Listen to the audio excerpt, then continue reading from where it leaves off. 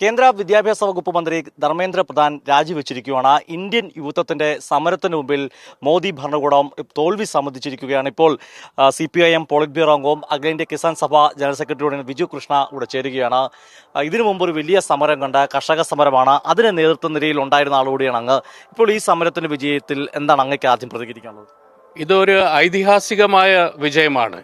മോദി സർക്കാരിൻ്റെ അഹങ്കാരത്തിനേറ്റ ഒരു തിരിച്ചടിയാണ്. ധർമ്മേന്ദ്ര പ്രധാൻ രാജിവെക്കേണ്ടി വന്നിട്ടുണ്ട്. കഴിഞ്ഞ ഏകദേശം ഒരു മാസത്തിനധികം ഇന്ത്യയിലെ എല്ലാ സംസ്ഥാനങ്ങളിലും നടന്നു വരുന്ന ഒരു സമരമാണ്. ഡൽഹിയിൽ 20 ദിവസത്തിലധികം നടന്ന സമരം, നിരാഹാരം ഉൾപ്പെടെ അതിനെ അടിച്ചമർത്താനുള്ള ശ്രമമാണ് മോദി സർക്കാർ നടത്തിയത്. പോലീസിനെ ഉപയോഗിച്ചുകൊണ്ട്, പെല്ലറ്റ് ഗൺ ഉൾപ്പെടെ ഉപയോഗിച്ചുകൊണ്ട് ആണ് അതിനെ അടിച്ചമർത്താൻ ശ്രമിച്ചത്. പക്ഷേ ഇത് വിദ്യാർത്ഥികളും യുവാക്കളും നേടിയെടുത്ത ഒരു വിജയം ഭയത്തിന്മേൽ കൂടി വിജയമാണ്. കർഷക സമരത്തിൻ്റെ ഇടയിൽ ഇതേ രീതിയിൽ അടിച്ചമർത്താനുള്ള ശ്രമമാണ്. അന്നാണ് നരേന്ദ്രമോദി സർക്കാർ ഒരു ഐക്യസമരത്തിന് മുന്നിൽ മുട്ടുമടക്കിക്കൊണ്ട് 3 കർഷകദ്രോഹ നിയമങ്ങൾ പിൻവലിച്ചത്. ഇന്ന് പ്രധാന്റെ രാജിയോടെ ഈ സമരം അവസാനിക്കുന്നില്ല. വലിയ രീതിയിലാണ് വിദ്യാഭ്യാസ മേഖലയെ ഈ മോദി ഭരണകൂടം വലിയ അറ്റാക്സ് നടന്നുകൊണ്ടിരിക്കുന്നത്. ഒന്ന്, സർക്കാർ സ്കൂളുകൾ അടച്ചുപൂട്ടുന്നു. നീറ്റിൽ തന്നെ നിരവധി ക്രമക്കേടുകളുണ്ട്. അതിൻ്റെ ഒപ്പം ഈ നാഷണൽ ടെസ്റ്റിംഗ് ഏജൻസി അതിനെ നമ്മൾ സ്ക്രാപ്പ് NTA എന്ന ഒരു ഡിമാൻഡും കൂടി ഉണ്ടായിരുന്നു. അപ്പോൾ ഈ വിഷയങ്ങളൊക്കെ വെച്ചുകൊണ്ട് വലിയ ഐക്യസമരം മുന്നോട്ട് കൊണ്ടുപോകേണ്ടതുണ്ട്.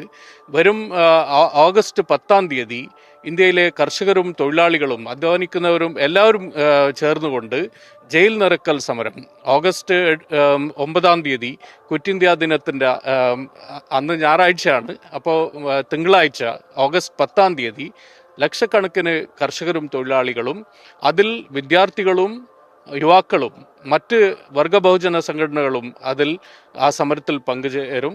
ആ വിധത്തിൽ ഭാവി സമര പരിപാടികൾ തയ്യാറായിട്ടുണ്ട്. ഈ മാസം ജൂലൈ 28-29-ാം തീയതി ഡൽഹിയിൽ സംയുക്ത കിസാൻ മോർച്ചയുടെ കൺവെൻഷനും അതിനുശേഷം സംയുക്ത കിസാൻ മോർച്ചയും കേന്ദ്രീയ ട്രേഡ് യൂണിയൻ, സെൻട്രൽ ട്രേഡ് യൂണിയൻസും യോജിച്ച് നടത്തുന്ന കൺവെൻഷൻ നടക്കാൻ പോകുന്നു. അതിൽ ഭാവി സമര പരിപാടികൾ നമ്മൾ തീരുമാനിക്കും. സമര പരമ്പരകൾ തന്നെ തുടർന്നുണ്ടാകും. തീർച്ചയായിട്ടും ഇത് ഇന്ന് നമ്മുടെ യുവാക്കൾ നേടിയെടുത്ത വിജയം അത് ഭാവി സമരങ്ങൾക്ക് കരുത്ത് നൽകുന്ന ഒരു വിജയം കൂടിയാണ്. സാധാരണക്കാർ വലിയ രീതിയിലാണ് ഈ സമരത്തിൽ തെരുവിലിറങ്ങിയത്.